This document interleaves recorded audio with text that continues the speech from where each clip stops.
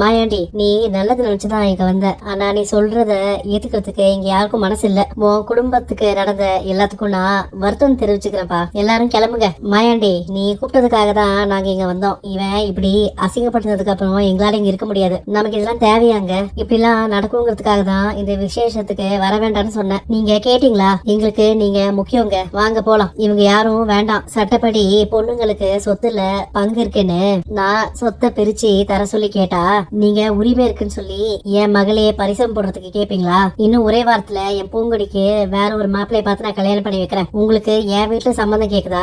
எவ்வளவு தைரியம் தான் என் வீட்டுக்கு வந்து சம்மந்தம் பேசுவீங்க? யார் இந்த கல்யாணத்தை தடுக்கிறான்னு பாக்கலாம். இப்ப உங்களுக்கு சந்தோஷமாப்பா? அவங்க நம்மள மதிச்சு இந்த விசேஷத்துக்கு கூப்பிட்டாங்கன்னு நினைச்சீங்களா? நம்ம கிட்ட இருக்க பணத்தை புடுங்கிறதுக்காக தான் நம்மள கூப்பிட்டுருக்காங்க. நீங்க ஜெயிலுக்கு போனதுக்கு அப்புறம் அம்மா ராத்திரி பகல்னு கஷ்டப்பட்டு சேர்த்த சொத்துப்பா இது. ஆனா அவனுங்க பாட்டுக்கு வந்து இதுல பங்கு கொடுங்கன்னு கேட்பாங்களா? நம்ம சொந்தத்தை எதிர்பார்த்து போனோம். ஆனா அவங்க சொத்தை பத்தி பேசுறாங்களே. அவங்க கேட்டாலும் நம்ம என்ன சொல்லியிருக்கணும்? எங்களுக்கு சொத்தை கொடுக்கறதுக்கு விருப்பம் இல்ல, யாரோ இந்த விசேஷத்தை நடத்துங்கன்னு சொல்லிட்டு வந்திருக்கணும்ல. ஆனா இவர் எதுக்கு அவங்க கிட்ட போய் சம்பந்தம் பேசினாரு? அது மட்டும் இல்ல, நம்ம யார்கிட்டயாச்சும் அப்பா இத பத்தி கலந்து பேசினாரா? இல்லன்னா என் கிட்டதான் கேட்டாரா? அப்பா இத கேட்க போய் தான் பிரச்சனை இன்னும் பெருசாயிடுச்சு. என் கூட பிறந்த சொந்தம் என்னை விட்டு போயிடக்கூடாதுன்னு நான் நினைச்சேன். என்ன எல்லாரும் மன்னிச்சிருங்க. ராசாத்தி, நீதான் அவங்கள வர வைப்போம். என் மனச மாத்தி தேவையில்லாம இத இழுத்து விட்ட. அவங்க சொத்தை பிரிச்சு கொடுத்தாங்கன்னா உன் 3 பொண்ணுங்களுக்கும் நீ கல்யாணம் பண்ணி வைக்கலான்னு நினைச்சுதானே நான் அவங்கள வர சொன்னேன். சுத்து வட்டாரத்துல